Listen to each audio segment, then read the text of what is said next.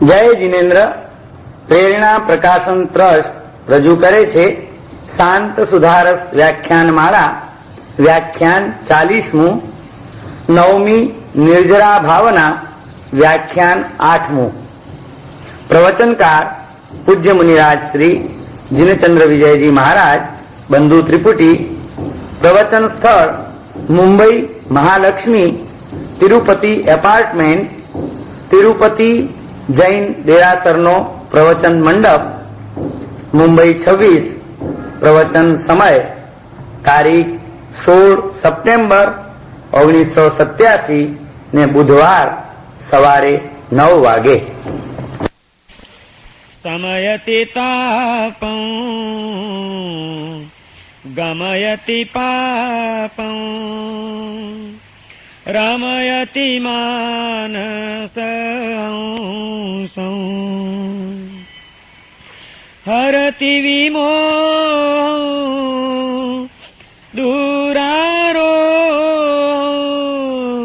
તપઈતિ વિગતા સંસં વિભાવય વિનય તપો મહિમાનં.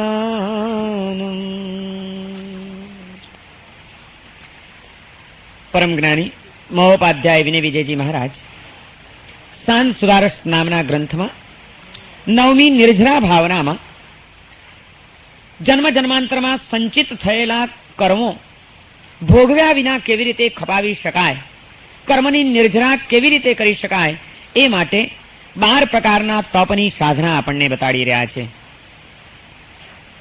આ તપ ધર્મની આરાધના, બાહ્ય અને આભ્યંતર તપની આ સાધના એ કેટલી બધી પ્રભાવશાળી છે, એ શું કાર્ય કરે છે એનું પણ અહીંયા આગળ વર્ણન કર્યું છે એમણે.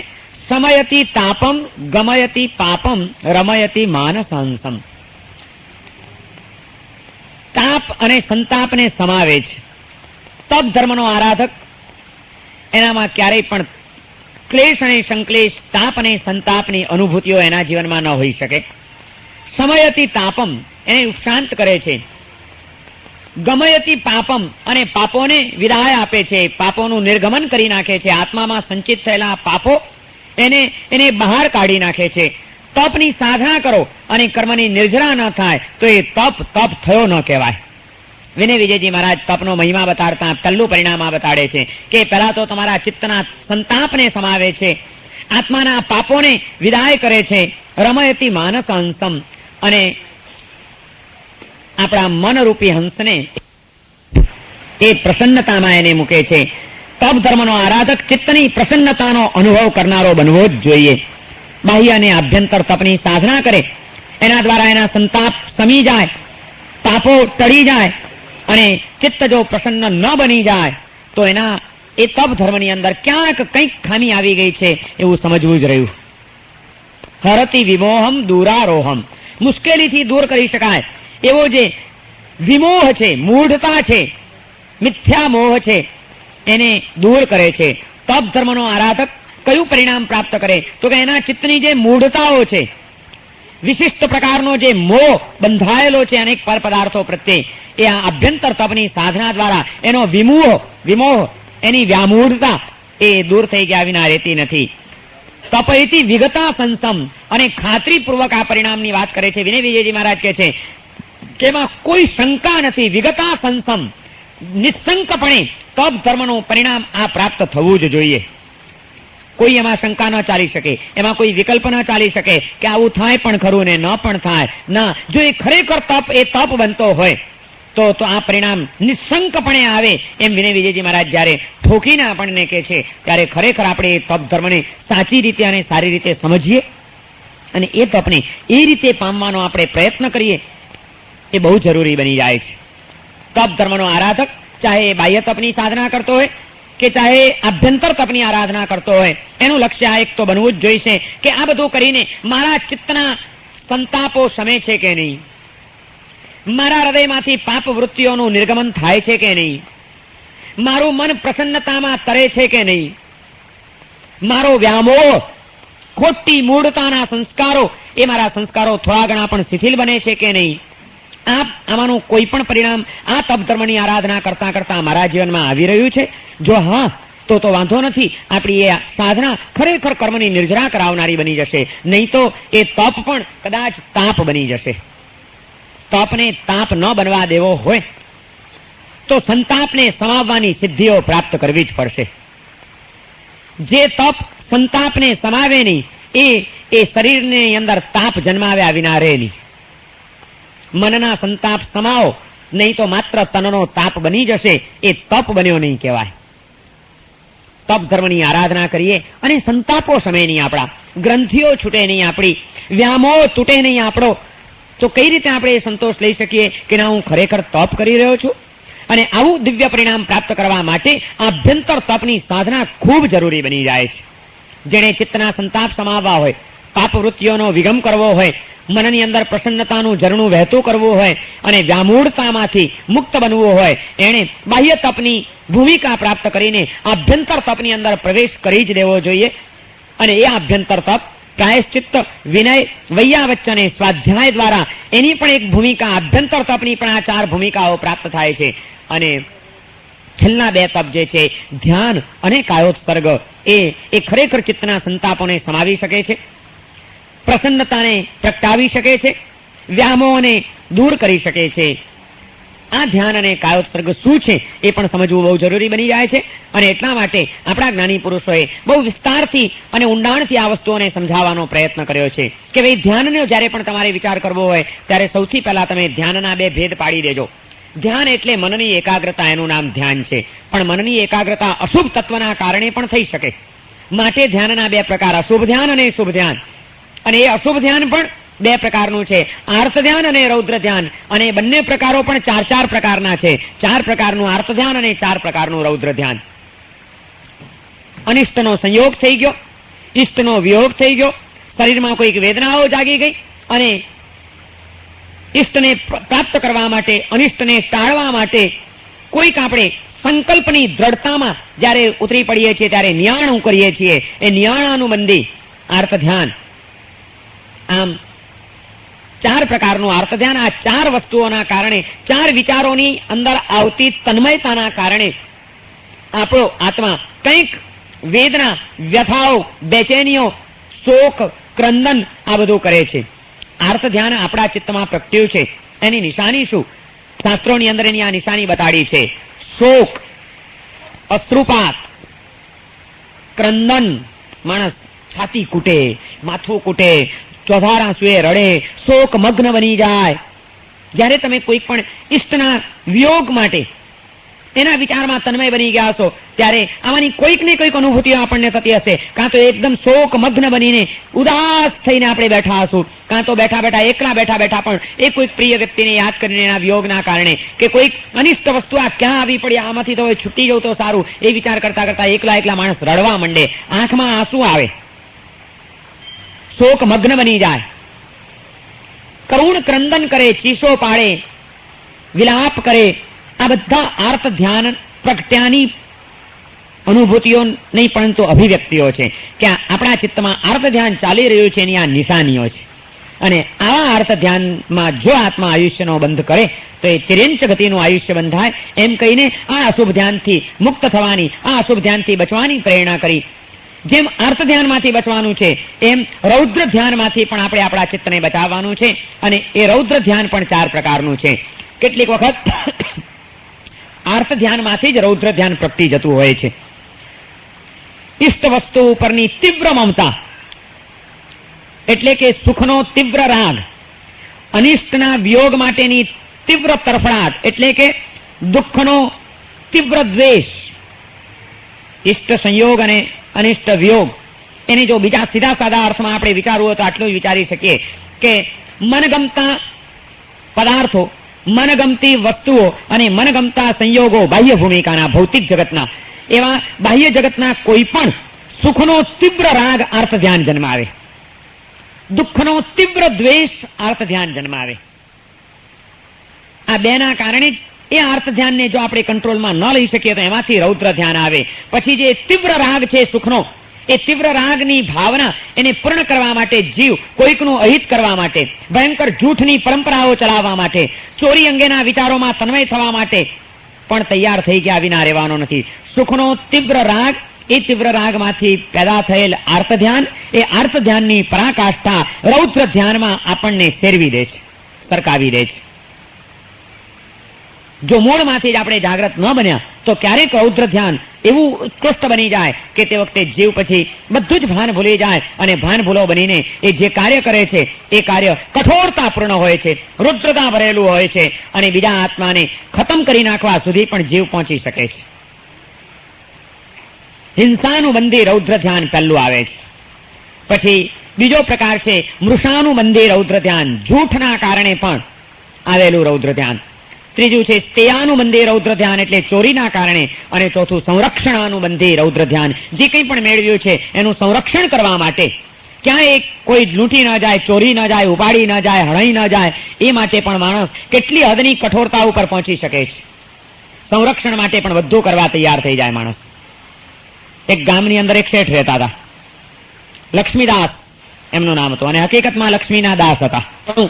આ બધું જો એમને એમ મૂકીને ઘરમાં ચાલ્યા જાય તો કાલે ઉઠીને કદાચ ચોરો આવે, ચોરી જાય, ગમે તે કંઈક બની જાય તો શું થાય?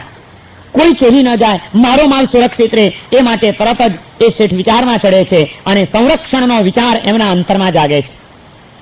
એકનો એક દીકરો હતો, ભલાભાઈ એનું નામ હતું, અને હકીકતમાં ભલો હતો.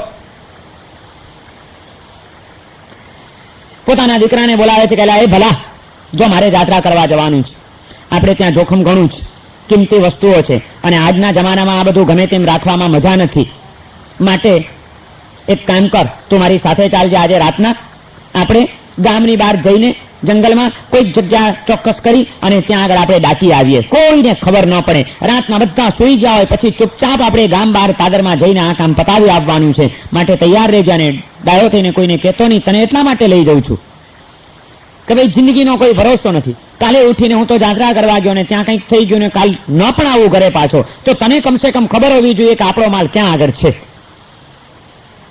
કેટલી ચોકસાઈ! એક વસ્તુ ઉપરનો જયારે પ્રેમ હોય છે ત્યારે એ માટેની ચોકસાઈ કેટલી આવી જાય. વ્યવસ્થિત રે, કાલે ઉઠીને કદાચ મરી ગયો તો દીકરાને પણ તકલીફ ન પડવી જોઈએ, એને ખબર હોવી જોઈએ, માટે એને બધું સાથે રહીને બતાડી દેવું જોઈએ. પણ એ પણ રાતના જવું જોઈએ, જેથી ત્રીજા કોઈ માણસને ખબર ન પડી જાય. એક નાનકડો પણ પ્રેમ પ્રગટી જાય છે એક વસ્તુ ઉપરનો, સંપત્તિ ઉપરનો, તો કેટલી ચોકસાઈ આવી જાય છે. અને આ રીતે બધી ભલામણ કરે છે. જ્યારે પણ ઘણીવાર પ્રારબ્ધ જ્યારે માણસનું વાંકો હોય છે ત્યારે ગમે એટલો ડાપણ ભર્યો પુરુષાર્થ પણ કરવા જાય, એ જયારે આ ભલાને વાત કરતા હતા, કુદરતનું કરવું, તે જ વખતે એક ચોર ત્યાંથી રસ્તા પરથી પસાર થતો હશે અને શેઠના ઘર આગળથી પસાર થાય છે, એના કાને આપણે ત્યાં જોખમ ઘણું છે, આટલા શબ્દો પડી ગયા. એટલે ચોર ઉભો રહી ગયો, ભીતને આડે રહીને બેની વાતો સાંભળતો હતો. એમાં એને સાંભળી લીધું કે આજે રાતે આપણે જવું છે અને ત્યાં જઈને આ બધું દાટી દેવું છે, માટે તું આવજે. આ બધી વાત પેલા એ સાંભળી લીધી. એટલે પેલો તો એ પહેલા જ શેઠ પહોંચે એ પહેલા રાત પડતા જ પહોંચી ગયો અને એક ઝાડની ઓથે સંતાઈને ઉભો રહી ગયો. આ બાજુ રાતના ઝવેરાતનો ડાબડો લઈને જોખમ ઉપાડીને ભલો અને એનો બાપ બે જણા નીકળ્યા, ગામની બહાર ગયા. ક્યાં દાટવું, જગ્યા શોધે છે. જગ્યા શોધતા શોધતા એક જગ્યા પસંદ કરી. પેલો દોર ઉભો બધો જોયા કરે છે અને એને જોઈ લીધું કે હવે આ લોકોએ આ જગ્યા નક્કી કરી છે ને અહીં આગળ ખાડો ખોદશે, હમણાં ખાડો ખોદીને દાટવાના છે. ત્યારે તરત જ પેલા લક્ષ્મીદાસ શેઠ એના દીકરાને કહે છે કે એ ભલિયા, એક કામ કર, જા તો જરા ચારે બાજુ ચક્કર મારી આવો, ક્યાંય કોઈ ચોર બોર ઉભો તો નથી ને. ભાઈ બહુ સાવધાન રહેવું, જમાનો બહુ ખરાબ છે. પેલો ઉભો ઉભો વાત સાંભળે છે અને એમ થઈ ગયું કે આ બાપ બહુ પાકો લાગે છે. હવે વળી એના દીકરાને મોકલે છે કે જા તું જોઈ આવ, કોઈ છે તો નહીં, અને અહીં મને ઉભેલો જોશે તો આજે બાજી હાથમાંથી, એના કરતા હવે આપણે કંઈક કરો. એટલે એને પણ મફતનું જોઈએ છે. એને સ્તેયાનુબંધી આર્ત ધ્યાન શરૂ થયું છે. કેમ બસ મેળવી લેવું, ઇષ્ટનો સંયોગ થઈ જાય, મને પૈસો ઇષ્ટ છે અને એ મેળવી લેવું છે. એટલે તરત જ એને વિચાર કર્યો કે અહીંથી ભાગી જવામાં મજા નથી. અત્યારે ભાગવા જઈશ તો પકડાઈ જશે, એની નજર પડી જશે તો એ બીજે ક્યાંક ચાલીને જશે દાટવા, તો એ ક્યાં દાટશે એ ખબર નહીં પડે. ને આ જંગલમાં હું ક્યાં આખું જંગલ ખોદવા બેસીશ, અને જો અહીં ઉભો રહીશ તો એ તકલીફ છે, કરવું શું. એને તરત જ જાણે મળદું પડ્યું એ રીતે સુવાનો દોડ કરીને એક ઝાડની નીચે પડતું મૂકી દીધું. પેલી બાજુ બાપે ભલામણ કરી એટલે ભલ્યો નીકળ્યો તપાસ કરવા માટે. ફરતા ફરતા ફરતા ફરતા તપાસ કરતા કરતા જાય છે.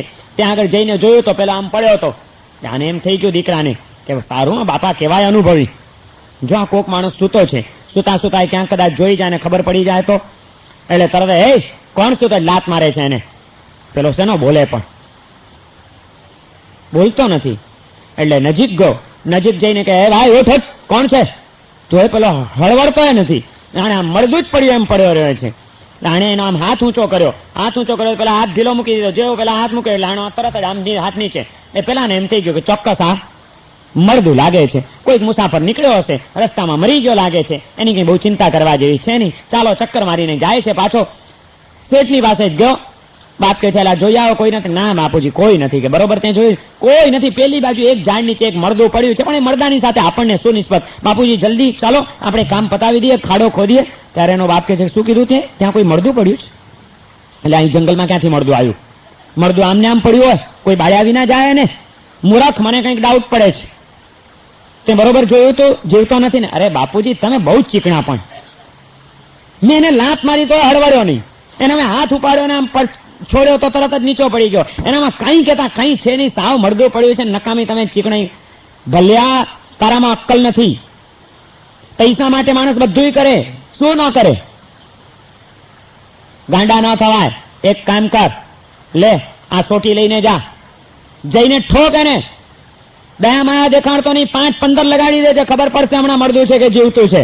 પેલો પડ્યો પડ્યો સાંભળે છે, એને વિચાર કર્યો કે આ તો મરી ગયા કે હવે તો પેલો લઈ સોટીને આવે જ.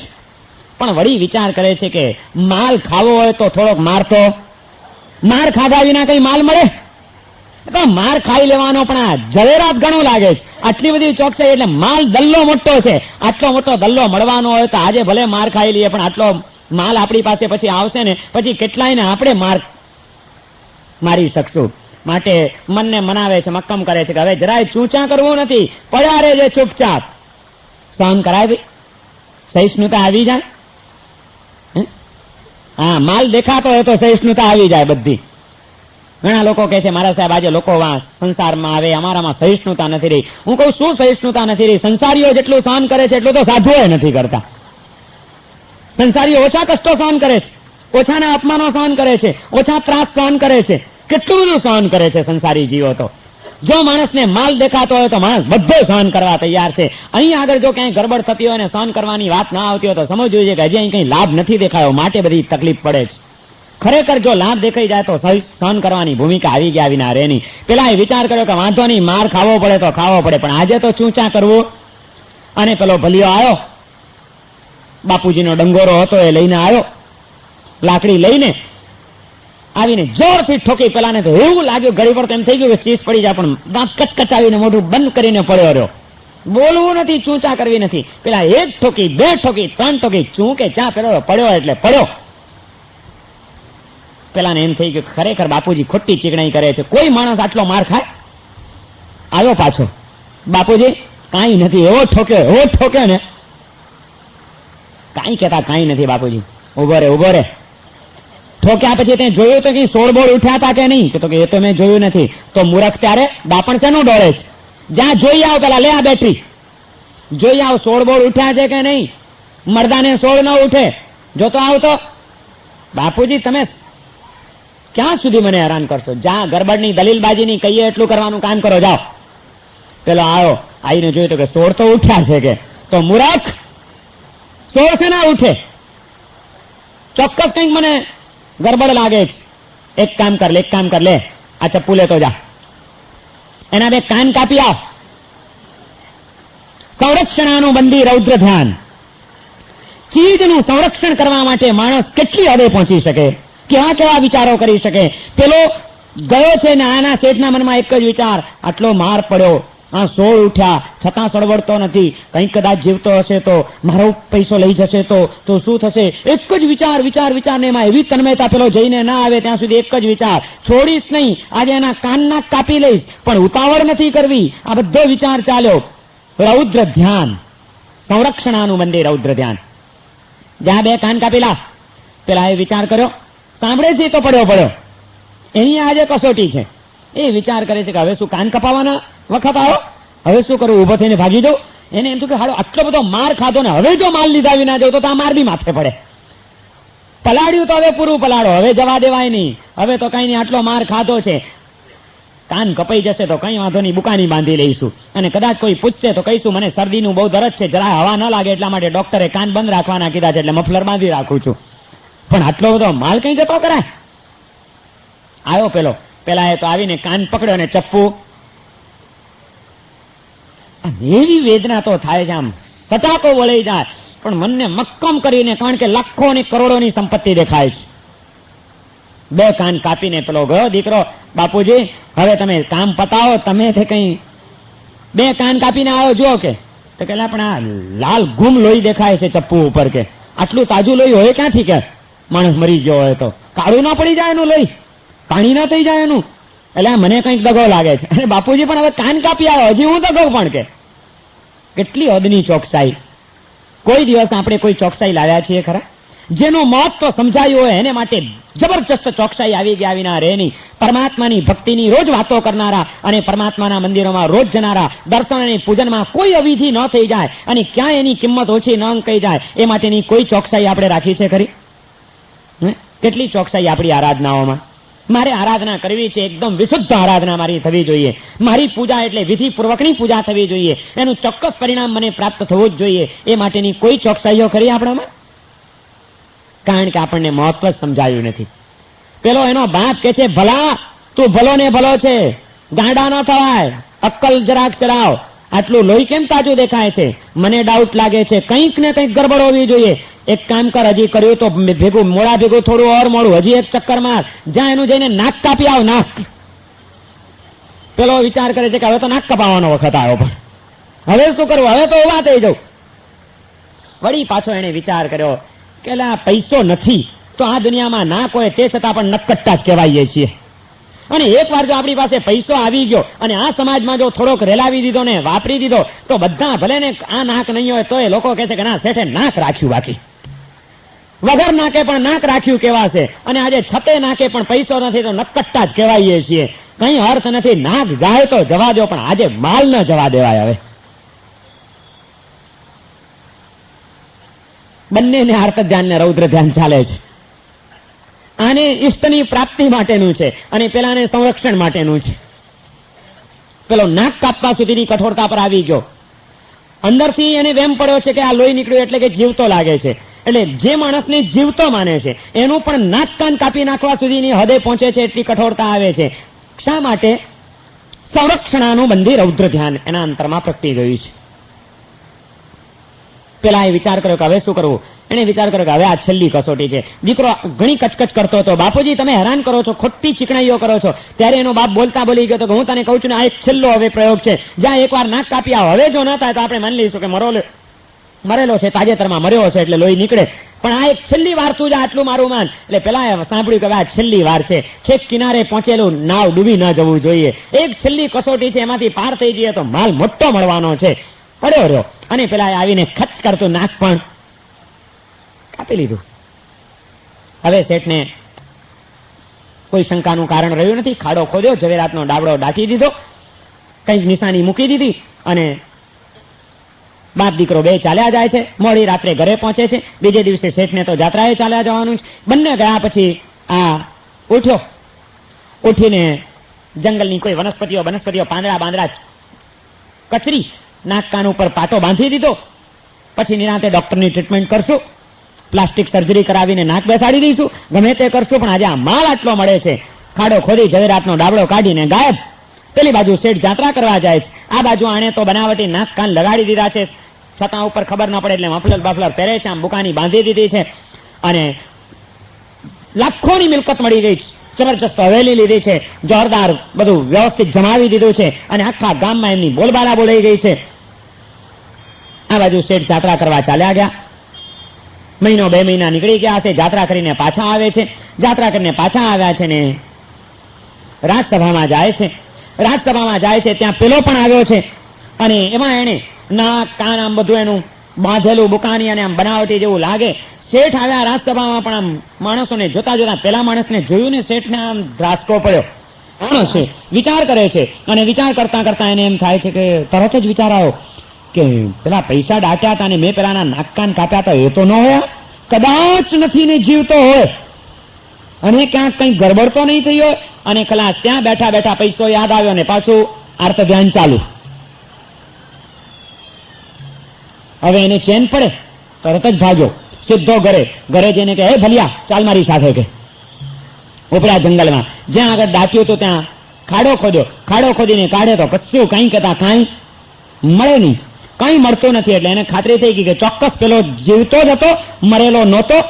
અને એ આ બધું ઉપાડી ગયો. માથું કૂટે છે, લાખોની મિલકત ગઈ છે, કરુણ કલ્પાંત કરે છે, ધ્રાસકો પડી ગયો છે, શું કરવું? અને પછી એ ગુસ્સો, એ કઠોરતા એના દીકરાને 4 લાફા પહેલા તો મારી દે છે. નાલાયક મને કહેતો હતો કે જીવતો નથી, મરેલો છે, બાપુજી કચકચ કરો છો, આ તારી કચકચના કારણે મેં પણ અધૂરું છોડ્યું અને અક્કલ તો તારામાં તો નહોતી, પણ ભગવાને કોણ જાણે મારામાં કેમ અક્કલ ઓછી આપી. આટલું કર્યું તો એટલો મને વિચાર ના આવ્યો કે યાર નાક કાન કાપ્યા, ગરદન જ કાપી નાખ્યો તો કઈ ઉપાધિ થાત. રૌદ્ર ધ્યાન, કાન નાક કાપ્યા હતા, હવે કઈ વડે એવું નથી, પૈસા ચાલ્યા ગયા છે. પણ હવે આ શેઠ કલ્પાંત કરે છે ને પોતાની જાત માટે વિચાર કરે છે કે હું કેટલો મૂર્ખો અને અક્કલ વગરનો, આટલું કાપ્યું તો ભેગા ભેગી ડોક પણ ઉડાડી દીધી હોત, ગરદન કાપી નાખ્યો તો કઈ ઉપાધિ થાત, પણ ક્યાં મેં આટલી પણ બેદરકારી દેખાડી, મેં એનું ગળું કાપી ન નાખ્યું. હિંસા ન કરી એ માટેનું પણ રૌદ્ર ધ્યાન, સંરક્ષણાનું મંદિર રૌદ્ર ધ્યાન જીવને કેવી પરિણતિમાં લઈ જાય. દીકરાની ઉપર ગુસ્સો, પોતાની જાત માટે પણ તિરસ્કાર, અને આ વિચારો કરતા કરતા બસ પાગલ થઈ ગયો છે. એને ખાતરી થઈ ગઈ કે આણે જ લીધું છે. શેઠની પાસે રાજા બીજા દિવસે રાજસભામાં જાય છે, રાજાને ફરિયાદ કરે છે કે આ રીતે હું જાત્રા કરવા ગયો એ પેલા મેં દાટ્યું હતું અને એ મારું ચોરાઈ ગયું છે અને મને એક વ્યક્તિને માટે ડાઉટ છે, માટે આપના તરફથી અમને ન્યાય મળવો જોઈએ. રાજા કહે કોને માટે ડાઉટ છે? તો કે પેલા જે શેઠ બુકાની બાંધીને આવે છે એ જ ચોર હોય એવો મને પાક્કો ડાઉટ છે, કારણ કે મેં આ રીતે ખાતરી કરી હતી.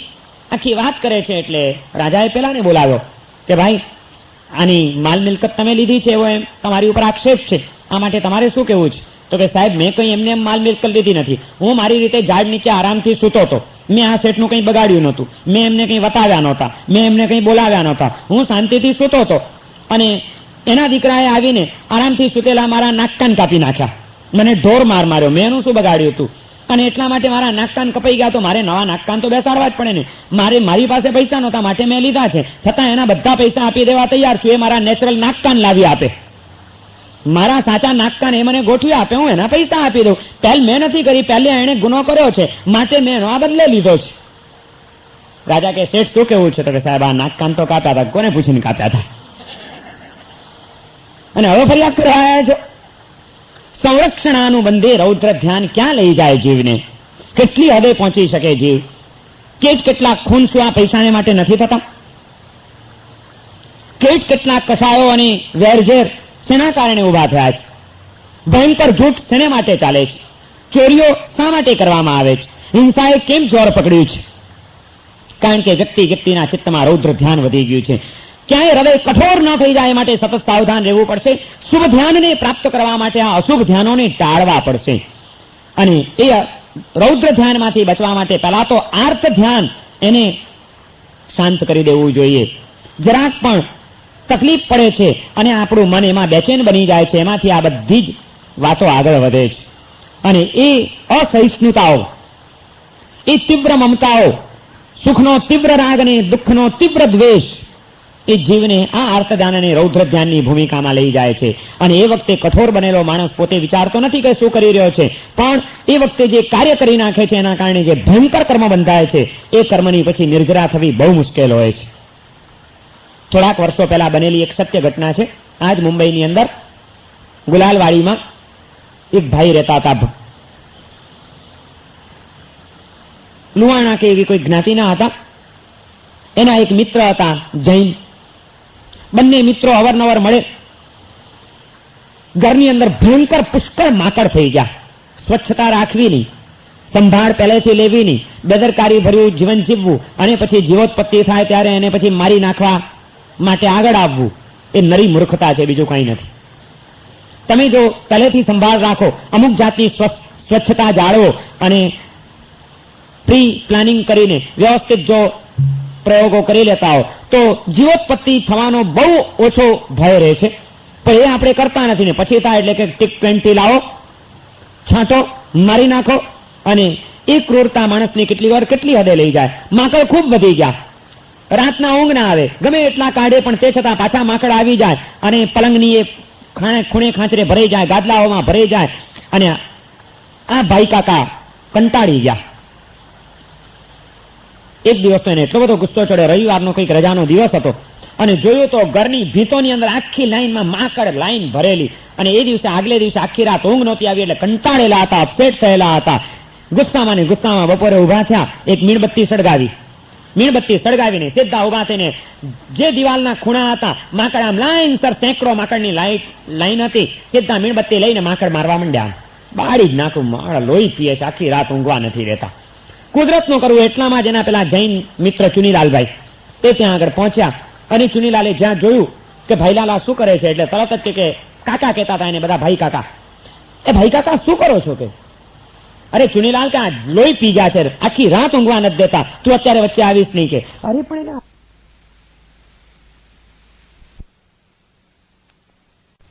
એ ભાઈ કાકા શું કરો છો કે? અરે ચુનીલાલ કે આ લોહી પી ગયા છે, આખી રાત ઊંઘવા નથી દેતા, તું અત્યારે વચ્ચે આવીશ નહીં કે. અરે પણ એને આવી રીતે ન મરાયા તમે? અરે લોહી પી જાય છે એ તો આજ લાગના છે. રૌદ્ર ધ્યાન, એક સરખામ સેંકડો માકડોને મારતા જાય મીણબત્તીથી ને આજ લાગના છે, લોહી પીએ છે મારું. આમ દાંત કચકચાવતા જાય, એવી તીવ્રતા ને કઠોરતા પૂર્વક એ માકડોને આમ મારવા માંડ્યા. ત્યારે પેલા ઘણું સમજાવ્યું કે આ પાપ નહીં છોડે હો તને, તું સમજ, આટલી તીવ્રતાથી પાપ ન બંધાયા. મહેરબાની કરીને તું અત્યારે વચ્ચે ના આવીશ, મને મારું કામ કરવા દે. રાતે મારી શું હાલત થાય છે તને કઈ ખબર છે? અને ન માન્યા. આખા ઘરની અંદર જ્યાં જ્યાં માકડ હતા મીણબત્તીથી મારી નાખ્યા બધાને, બાળી બાળીને. રૌદ્ર ધ્યાનમાં માણસ કેવા કેવા કામો કરી નાખતો હોય છે. એક પોતાના શરીરની થોડીક સુખશીલતાને માટે માકડોએ જરાક ઊંઘ બગાડી, એને માટે આ ઊંઘ એ ઈષ્ટ હતી, એ ઈષ્ટનો વિયોગ થયો ઊંઘનો. અને માકડ કરડતા હતા, એ અનિષ્ટ હતું, એ અનિષ્ટનો સંયોગ થયો. એમાંથી એના મનમાં એક વેદના અને વ્યથા જન્મી, આર્ત ધ્યાન આવ્યું. અને એ આર્ત ધ્યાનને જયારે કંટ્રોલ ન કરી શક્યા, એમાંથી મનને ન વાળી શક્યા, ત્યારે એમાંથી રૌદ્ર ધ્યાન પ્રગટી ગયું કે આ બધાને બાળી બાળીને ખતમ કરી નાખું. અને એ રૌદ્ર ધ્યાનની આ ભૂમિકામાં જેણે કર્મ બાંધ્યા, કેટલીક વખત અતિ તીવ્ર અધ્યવસાયથી, ઉચ્ચ કક્ષાએ તીવ્ર ભાવોથી જે કંઈક આપણે કર્મ બાંધતા હોઈએ છીએ, શુભ કે અશુભ, કેટલીક વખત એવું બને છે કે તીવ્રતાથી બાંધેલા કર્મો આ જ ભાવમાં ઉદયમાં આવતા હોય છે. અત્યુગ્ર પુણ્ય પાપાનામ યૈવ ફલમાપ્યતે. અતિ ઉગ્ર પુણ્ય કે અતિ ઉગ્ર પાપ એ યૈવ ફલમાપ્યતે, અહીં જ ફળ આપી દેતા હોય છે. કર્મ બાંધતા માણસ બાંધી નાખે છે, પણ એને ખબર નથી હોતી કે આ તીવ્રતાથી બાંધેલા કર્મોનો નતીજો શું આવશે. થોડા દિવસ ગયા નથી અને એક ઘટના બની ગઈ. એક દિવસ ઘરમાં કોઈ હતો નહીં, પત્ની વગેરે કંઈક બહાર ગયા હશે, બપોરનો સમય હશે, અને આ ભાઈલાલ ભાઈને ચા બનાવી હશે. ચા બનાવવા માટે બેઠા, કોઈ દિવસ જાજી પ્રેક્ટિસ નહીં, ઘરમાં બૈરાઓ જ કામ કરે. આજે જાતે ચા બનાવવા ગયા અને પ્રાઇમર સરખો સળગતો નહોતો, સળગાવવા ગયા, એમાં જબરજસ્ત જ્વાળા લાગી અને સીધો ભડકો થયો. ચા બનાવવા નજીક બેઠેલા એ ભડકો સીધો જ ભાઈલાલ કાકાના મોઢા ઉપર, અને એમાંથી કપડા હતા, રેશમી જબ્બો પહેરેલો, સીધું ચોંટી ગયું. આખા શરીર ઉપર રેશમનું કપડું ચોંટી જાય છે, નાયલોનનો જબ્બો, અને મોઢું આખું બળી ગયું. ચીસા ચીસ પાડી, તાબડતોબ લોકો ભેગા થયા, એમ્બ્યુલન્સમાં નાખીને હોસ્પિટલમાં, હરકિશનદાસ હોસ્પિટલમાં. જ્યારે ચુનીલાલને ખબર પડી ત્યારે ચુનીલાલભાઈ એની ખબર કાઢવા માટે ગયા. આખું શરીર બળી ગયું હતું અને ભયંકર બળતરાની વેદનામાં જેવો ચુનીલાલ આવ્યો, અને તે વખતે ભાઈલાલ કાકા ધ્રુસકે ને ધ્રુસકે રડ્યા છે. એને હવે એ યાદ આવે છે. તે દિવસે ચુનીલાલે કીધું હતું કે ભાઈલાલ ભાઈ આ ન કરો, શું તમે કરો છો? મીણબત્તીથી માકડ મારો છો તમે, પાપ ક્યાંક તમને ભરખી જશે, કીધું હતું, પણ તે વખતે ભાન નહોતું. અને આજે જ્યાં ચુનીલાલભાઈને જોયા, અને એ ભાઈલાલ કાકાને એ ચુનીલાલભાઈના એ દિવસના શબ્દો યાદ આવે છે. ચુનીલાલભાઈ મરી ગયો, રડે છે. શાંતિ રાખો, મેં ત્યારે તમને કીધું હતું. રૌદ્ર ધ્યાનમાં આવીને ક્યાંક કોઈક તીવ્રતાએ આપણે ન પહોંચી જઈએ અને કોઈક એવા તીવ્ર પાપો ન બાંધી દઈએ. એ માટે વિનય વિજયજી મહારાજ આપણને પ્રેરણા કરે છે કે અશુભ ધ્યાનને ટાળવા માટે હંમેશા શુભ ધ્યાનનું આલંબન લેજો. જો શુભ ધ્યાનની અંદર તમે તમારા મનને રોકેલું નહીં રાખો તો અશુભ ધ્યાન જન્મ્યા વિના રહેશે નહીં. કારણ કે આપણા મનનો આ એક સ્વભાવ છે કે કંઈક ને કંઈક તો વિચારો કર્યા વિના રહી શકતું જ નથી. જો એને તમે શુભ આલંબન નહીં આપો તો એ અશુભમાં સરકી પડ્યા વિના રહેવાનું નથી. અત્યારે સાવ મનનો લય થઈ જાય, નિર્વિકલ્પ ભાવની ભૂમિકા આવી જાય, એ તો કોઈ આપણી સ્થિતિ નથી અત્યારે.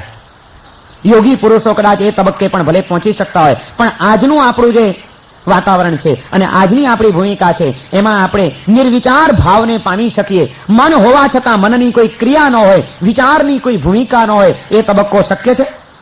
સવાલ જ નથી.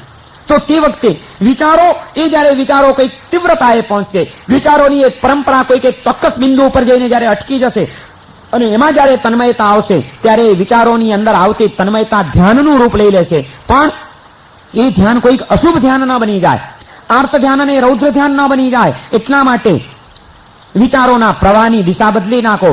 અશુભ ધ્યાનથી મનને બચાવવા માટે શુભ ધ્યાનની ધારા શરૂ કરી દો. એ શુભ ધ્યાન કે જેને આપણે ત્યાં ધર્મ ધ્યાન કહેવામાં આવે છે. શુક્લ ધ્યાન તો કેવળ જ્ઞાન પ્રાપ્ત કરતી વખતની અવસ્થાની ભૂમિકાઓ છે, એ તો અનુભૂતિનો વિષય છે કે ખરેખર શુક્લ ધ્યાનમાં શું થતું હશે. પરંતુ ધર્મ ધ્યાન એ સાધક જીવન દરમિયાન કરવાની સાધના છે. ધર્મ ધ્યાનનું પરિણામ છે શુક્લ ધ્યાન. આજે આપણે જો કરવાનું હોય, પ્રયત્ન કરવાનો હોય તો ધર્મ ધ્યાન માટે કરવાનો છે. પ્રયત્નનું પરિણામ આવવાનું છે શુક્લ ધ્યાનની પ્રાપ્તિનું. પણ પ્રયત્ન તો ધર્મ ધ્યાનનો કરવાનો છે. અને એ આર્ત ધ્યાન અને રૌદ્ર ધ્યાનને ટાળવા માટે, મનને શુભ ભાવોમાં સ્થિર કરીને તન્મય બનાવવા માટે આ ધર્મ ધ્યાનની સાધના જરૂરી છે. અને એ ધર્મ ધ્યાન પણ 4 પ્રકારનું બતાડવામાં આવ્યું છે. આર્ત ધ્યાનના 4 પ્રકાર, રૌદ્ર ધ્યાનના 4 પ્રકાર, એમ ધર્મ ધ્યાનના પણ 4 પ્રકાર. કે આ 4 વાતોને કેન્દ્રમાં રાખીને તમે તમારી વિચારધારાને આગળ ચલાવજો અને એમાં કોઈક વિચારમાં ઊંડા ઉતરી જઈને એવા તન્મય બની જજો કે જેના કારણે મન કોઈ અશુભ ભાવોની અંદર ગતિ જ ન કરે, અશુભ ધ્યાનથી તમે સંપૂર્ણપણે બચી જાઓ. એવા 4 પ્રકારના ધર્મ ધ્યાન છે. એમાં પહેલો પ્રકાર છે ધર્મ ધ્યાનનો આજ્ઞા વિચય ધર્મ ધ્યાન, એનું નામ છે આજ્ઞા વિચય. વિચય એટલે વિચાર. આજ્ઞા તીર્થંકરોની આજ્ઞા, પરમાત્માની આજ્ઞા, જ્ઞાની પુરુષોની આજ્ઞા, એ આજ્ઞાના વિચારમાંથી પ્રાપ્ત થતું ધર્મ ધ્યાન.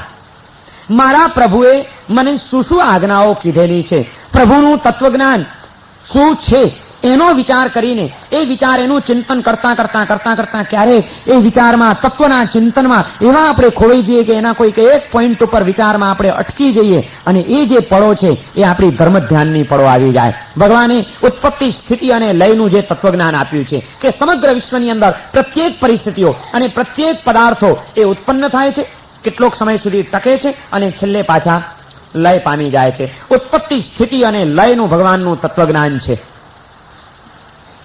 સદ્દ્રવ્યનું જે ભગવાનનું તત્વજ્ઞાન છે, 6 પ્રકારના દ્રવ્યો જે બતાડવામાં આવ્યા છે, 9 તત્વનું જે ભગવાનનું તત્વજ્ઞાન છે, આમાંનું કોઈ પણ પ્રભુની જે આજ્ઞાઓ છે અને એ બધું કરીને ભગવાને આજ્ઞા કરી છે કે તું તારા વિભાવ સ્વરૂપમાંથી પાછો વળજે અને તારા સ્વ સ્વરૂપની અંદર ઠરવાનો પ્રયત્ન કરજે. મારા પ્રભુએ મારા માટે શું આજ્ઞા કરી છે, મારે વિભાવ દશામાંથી પાછા વળવાનું છે અને સ્વભાવ દશામાં ઠરવાનું છે.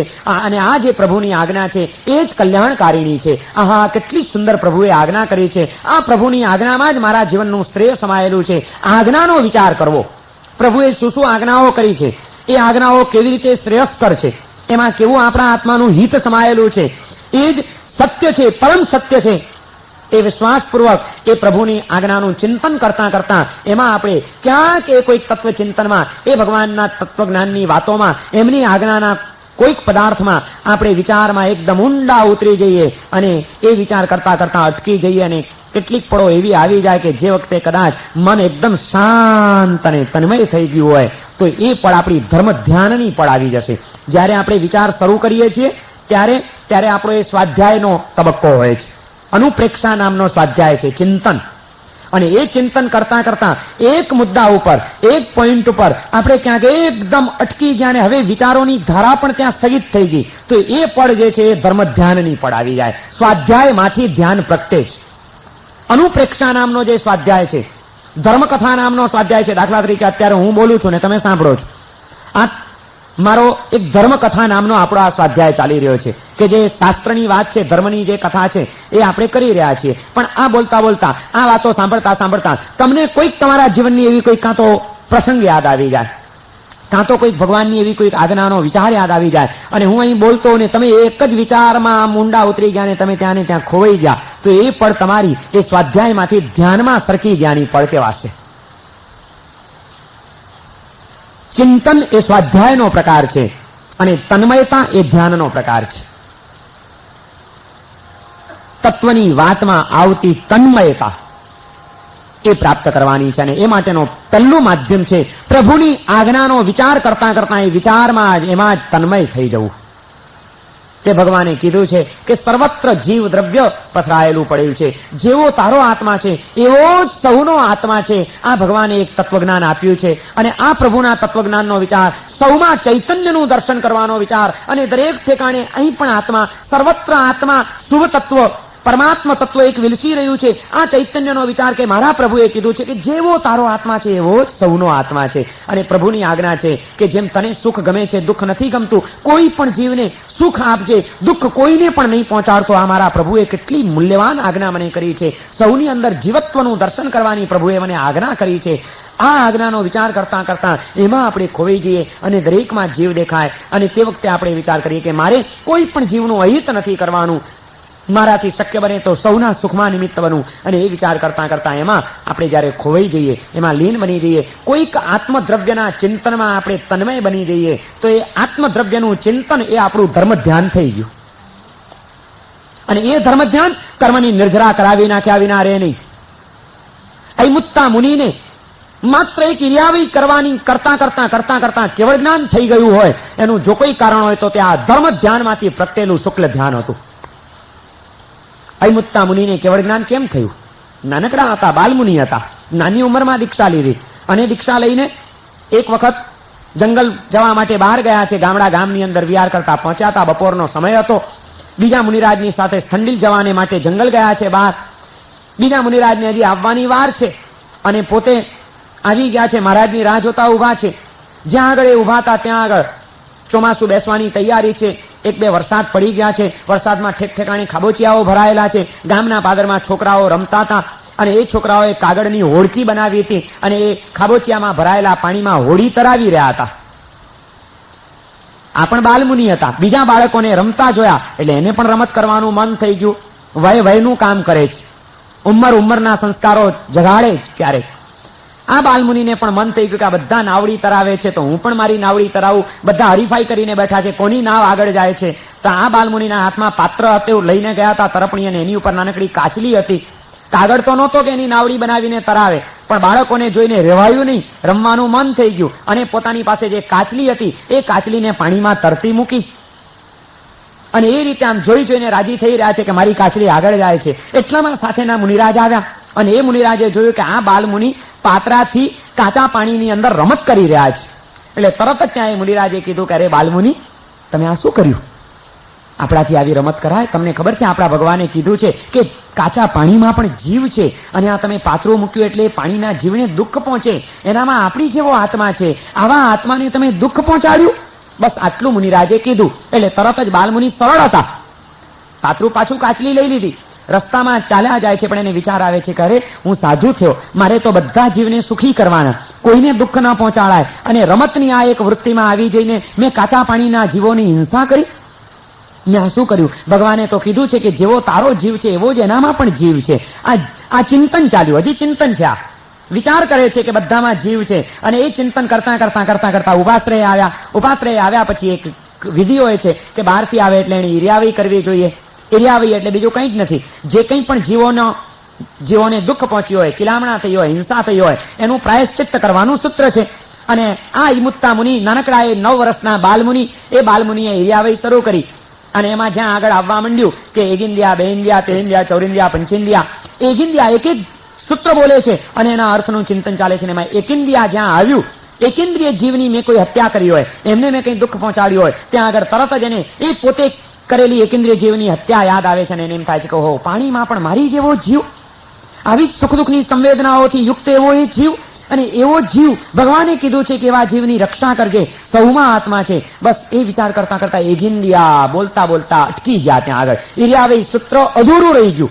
એકિંદી આ જીવનું ચિંતન અને એમાંથી એવી તન્મયતા આવી ગઈ અને તે વખતે પોતાનાથી થઈ ગયેલી ભૂલનો જે પશ્ચાતાપ જાગ્યો. ભગવાને આજ્ઞા કરી છે કે પાપ થયું હોય તો પાપનો પશ્ચાતાપ કરીને પ્રાયશ્ચિત્ત કરી લેવું જોઈએ. આજ્ઞા વિચયે ધર્મ ધ્યાન ચાલે છે. જુઓ, ભગવાનની આજ્ઞાનો વિચાર કે આનામાં જીવ છે એ પણ ભગવાનની આજ્ઞા હતી. દોષ થઈ ગયો હોય તો એનો પશ્ચાતાપ કરવો જોઈએ એ પણ પ્રભુની આજ્ઞા છે. અને એ પ્રભુની આજ્ઞાનો વિચાર કરતા કરતા એમાં જયારે આમ તન્મય થઈ ગયા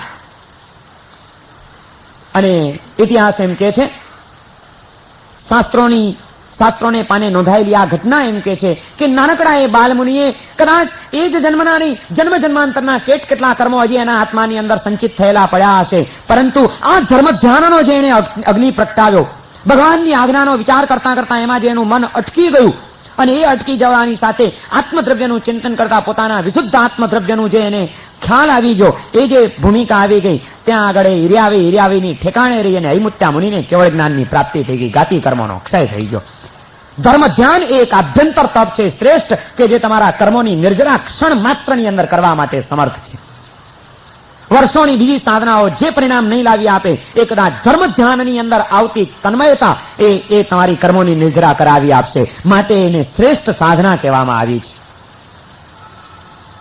ક્યારેય પણ આપણે અનેક પ્રયત્નો અને પુરુષાર્થો કરનારા, આનો કોઈ પુરુષાર્થ આપણે ક્યારે કરીએ છીએ ખરા? જીવનમાં કેટલી સાધનાઓ કરીએ છીએ, દાન ધર્મની, તપ ધર્મની, શીલ ધર્મની અને ભાવ ધર્મની, પણ આ ધ્યાન માટે, ધર્મ ધ્યાન માટે, આજ્ઞા વિચય ધર્મ ધ્યાન, પ્રભુની આજ્ઞાનો વિચાર કરવો. કોઈક સવારે વહેલા ઉઠી ગયા, માની લો કે કાલે વહેલા સુઈ ગયા હતા. ઘણી વાર એવું બને, માણસ વહેલો સુઈ જાય તો ઊંઘ વહેલી ઉડી જાય. સવારે 4 વાગે ઊંઘ ઉડી ગઈ, ઉઠી ગયા, તો પછી શું કરો? હજી 4 જ વાગ્યા છે, લાવ ગોદડું ઓઢીને પાછો સુઈ જવું, હજી તો બહુ વાર છે. અરે સારું થયું, ઊંઘ ઉડી ગઈ અને તારો થાક ઉતરી ગયો છે. જરૂર પૂરતો આરામ તને રોજ 8 કલાક ઊંઘવા જોઈએ છે. કાલે વહેલો જ સુઈ ગયો હતો અને વહેલો તો ઉઠી ગયો છે, બહુ સારું. હવે અત્યારે એવી શાંત પડો છે, કોઈ ઘોંઘાટ નથી, કોઈ ટ્રાફિક નથી, ઘરમાં કોઈ ખખડાટ નથી, કાંઈ નથી, એકલા છો. તે વખતે કોઈક પ્રભુની આજ્ઞાને યાદ કરી લો, કોઈક તત્વની વાતને યાદ કરી લો અને એની ઉપર ચિંતન કરો. તમે જો ખરેખર અખતરો કરી જોજો. વહેલી સવારે શાંત પળોની અંદર તત્વચિંતન કરવામાં જે તન્મયતા આવે છે, તે વખતે અંદરથી જે એક પ્રકાશ પ્રાપ્ત થાય છે, એ પ્રકાશ એવો કોઈક અદ્ભુત હોય છે અને એ તન્મયતા એવી કોઈક મજાની હોય છે કે તે વખતે અતિન્દ્રિય આનંદની અનુભૂતિ અંતરમાં થયા વિના રહેતી નથી. તમે એકલા છો, તમારી પાસે તમારી પત્ની નથી, તમારા દીકરા નથી, તમારા સ્નેહાળ કોઈ સ્વજનો નથી, તમે એકલા બેઠા છો. તમારી પાસે 5 ઇન્દ્રિયમાંથી કોઈ પણ ઇન્દ્રિયના વિષય સુખના સાધનો નથી. ત્યારે તમારી પાસે અત્તર નથી, ટીવી નથી, રેડિયો નથી, ફૂલ નથી, ખાવાનું નથી, કોમળ સ્પર્શ નથી, કંઈ જ નથી. 5 ઇન્દ્રિયના વિષય સુખોથી તમે દૂર છો. સ્નેહાળ સ્વજનોના સંબંધોથી અને એના બંધનોથી પણ તમે દૂર છો. બીજી કોઈ કથા, કોઈ પ્રવૃત્તિ નથી. અને તે વખતે તમે એકદમ ફ્રેશ છો, થાક ઉતરી ગયેલો છે. અને જો તત્વચિંતન કરો, તમે કરી જુઓ, કોઈ પણ ઇન્દ્રિયજન્ય વસ્તુઓનો સંયોગ કે વ્યક્તિઓનો સંબંધ ન હોવા છતાં પણ તે વખતે જે અંદરમાં લીનતા આવે છે, જે તત્વ રમણતા આવે છે અને જે એ વખતે આત્મ સ્વરૂપમાં સ્થિરતા આવી જાય છે, એનો આનંદ કોઈ અદ્વિતીય આનંદ હોય છે. એ તો ક્યારેક માણ્યો હોય તો ખબર પડે. ઘણી વખત વર્ષો સુધી શાસ્ત્રોના પાના ઉથલાવાથી જે ન મળે, એ આજ્ઞા વિચય ધર્મ ધ્યાનની અંદર લીન થવાથી એવા રહસ્યો પ્રાપ્ત થઈ જાય. બધી વાતો શાસ્ત્રોના પાને નોંધાયેલી નથી હોતી. જ્ઞાન આત્મામાં પડેલું છે, એને અંદરમાંથી પ્રગટ કરવાનું છે. અને એ પ્રગટ કરવા માટેનું ડ્રિલિંગ મશીન જો કોઈ હોય, તેલના ખજાના તો જમીનમાં પડેલા હોય, એને બહાર કાઢવા માટે શું કરવું પડે? ડ્રિલિંગ મશીન લાવે ને, અને ડ્રિલિંગ કરે તો અંદરથી ધોધ. એમ અનંત જ્ઞાનનો ખજાનો અંદરમાં પડેલો છે. આજ્ઞા વિચય ધર્મ ધ્યાનનું ડ્રિલિંગ મશીન લગાવી દો અને પછી જો અંદરથી કેવા ધોધ નીકળે છે, કેવા તત્વના કોઈ રહસ્યો પ્રાપ્ત થઈ જાય છે. બધી વાતો શાસ્ત્રમાં મળશે નહીં. એને ચિંતન દ્વારા અને ધર્મ ધ્યાન દ્વારા અંદરથી શોધવી પડશે, પ્રાપ્ત કરવી પડશે. અને એ જેને પ્રાપ્ત કરતા આવડી જાય છે, એ ખાટી જાય છે. આપણે કોઈ દિવસ આ પ્રયત્ન જ નથી કર્યો, કારણ કે આપણને ઉપવાસ કરવામાં તપ કરીએ છીએ અને કંઈક આપણે ધર્મ કરીએ છીએ એમ લાગે. પણ સવારના 4 વાગે ઉઠીને તત્વચિંતન કરીએ તો આપણે કોઈ તપ કર્યો કે કર્મની નિર્જરા કરી એવું આપણને લાગ્યું છે કોઈ દિવસ? આપણે પ્રયત્ન જ નથી કરતા. સિદ્ધિ તો મળે ન મળે એ પછીની વાત છે કે ભાઈ એ કરતા કરતા, તત્વચિંતન કરતા કરતા એમાં કોઈ એક તત્વ ઉપર, કોઈ એક પોઈન્ટ ઉપર, કોઈ એક જ વાતમાં વિચાર કરતા કરતા આપણે અટકી જઈએ. આપણા વિચારો ત્યાં સ્થગિત થઈ જાય અને આપણે એમાં જ ખોવાઈ જઈએ. સમય ક્યાં પસાર થઈ ગયો એની ખબર ન પડે. આવું થાય છે, નથી થતું? આર્થ ધ્યાનમાં પણ આવું થતું હોય છે.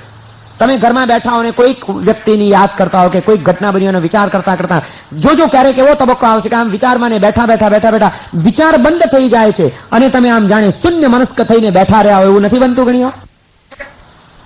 પણ એ રીતનો આપણે પ્રયત્ન કરવો જોઈએ અને એ પ્રયત્ન આપણે કરી શકતા નથી, માટે આ બધી તકલીફો ઊભી થાય છે. ધર્મ ધ્યાનનો પહેલો પ્રકાર છે આજ્ઞા વિચય ધર્મ ધ્યાન. પ્રભુએ આપણા કલ્યાણ માટે જે આજ્ઞાઓ કરેલી છે, એમના દિવ્ય જ્ઞાનમાં જે એમણે આ વિશ્વનું દર્શન કરીને જે કંઈ તત્વના નિરૂપણ કર્યા છે, એ કોઈક વાતને કેન્દ્રમાં રાખીને આપણે એના ચિંતન દ્વારા ધીમે ધીમે તન્મયતાની ભૂમિકાને પ્રાપ્ત કરવાનો પુરુષાર્થ કરવો, એનું નામ છે આજ્ઞા વિચય ધર્મ ધ્યાન. અને એવા ધર્મ ધ્યાનથી અઢળક કર્મની નિર્જરાઓ થાય છે. આ કર્મની નિર્જરા, આ શુભ ધ્યાનને જો આપણે પ્રગટાવીએ, તમારું ચિત્ત જો પ્રભુની આજ્ઞાનો વિચાર કરવામાં રોકાયેલું હશે તો એ ચિત્તની અંદર અશુભ ધ્યાનને પ્રવેશ કરવાની કોઈ જગ્યા નહીં રહે. મનને રોકેલું રાખો શુભમાં તો અશુભમાંથી બચી શકશો. શુદ્ધ ભાવમાં જવાનું છે, પણ શુદ્ધ ભાવમાં જવા માટે પહેલા શુભના પગથિયા ઉપર આવવું પડશે. શુભમાં આવ્યા વિના શુદ્ધની પ્રાપ્તિ થતી નથી અને શુભમાં આવવા માટે અશુભથી મુક્ત થયા વિના ચાલે એમ નથી. અશુભને ટાળો, શુભને પ્રાપ્ત કરો, પછી શુદ્ધની સ્પર્શના થઈ જશે. અશુભ ધ્યાનથી મુક્ત બનવા માટે શુભ ધ્યાન જરૂરી છે અને એ શુભ ધ્યાનને પ્રાપ્ત કરવાના, પ્રગટ કરવાના, અનુભવવાના 4 ઉપાયો છે. એમાંનો પહેલો ઉપાય છે આ આજ્ઞા વિચય ધર્મ ધ્યાન. ધર્મ ધ્યાનના બીજા હજી 3 પ્રકારો કયા છે, એને કેવી રીતે આપણે વિચારી શકાય, એના દ્વારા કેવી રીતે આપણે આપણા મનને અશુભ ભાવોથી બચાવી શકાય અને એમ કરીને આપણે કર્મના બંધનોથી કઈ રીતે મુક્ત બની શકીએ, એ અંગેની બધી વિચારણા આપણે આવતીકાલે કરીશું. આજનું પ્રવચન અહીં આગળ પૂર્ણ થાય છે.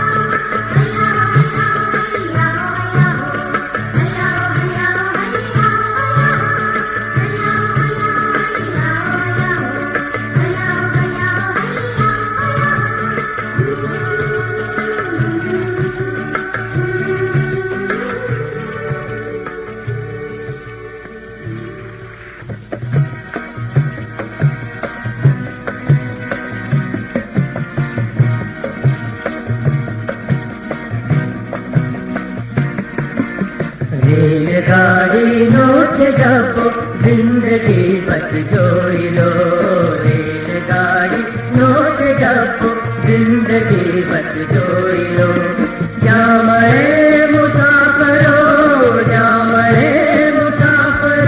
થોડી ઘડી બસ જોઈ લો રેલગાડીનો છે ડબ્બો જિંદગી બસ જોઈ લો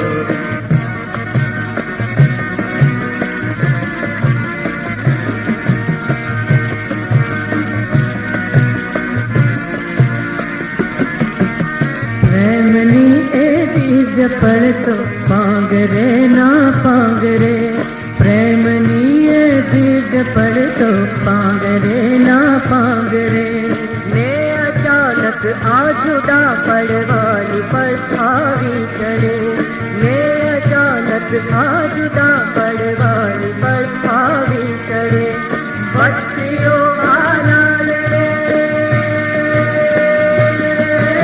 ભક્તિઓ આલાલ ને લીલી થતી બસ જોઈ લો રેલગાડીનો છે ડબ્બો જિંદગી બસ જોઈ લો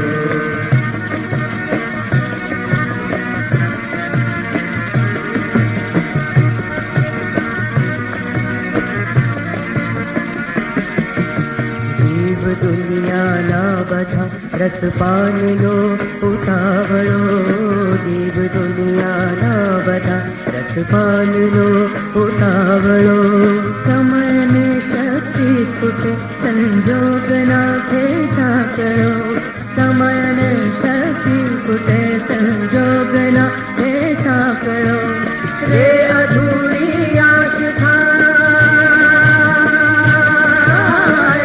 અધૂરી આશ થાય રવાનગી બસ જોઈ લો રેલગાડીનો છે ડબ્બો જિંદગી બસ જોઈ લો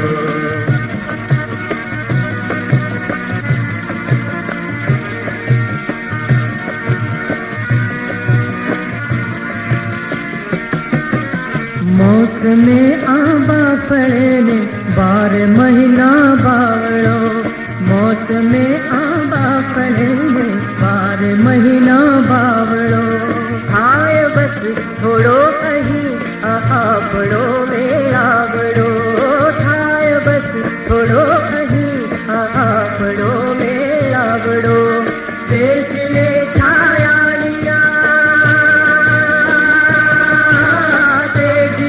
છાયાની સંતા કુકડે બસ જોઈ લો રેલગાડીનો છે ડબ્બો જિંદગી બસ જોઈ લો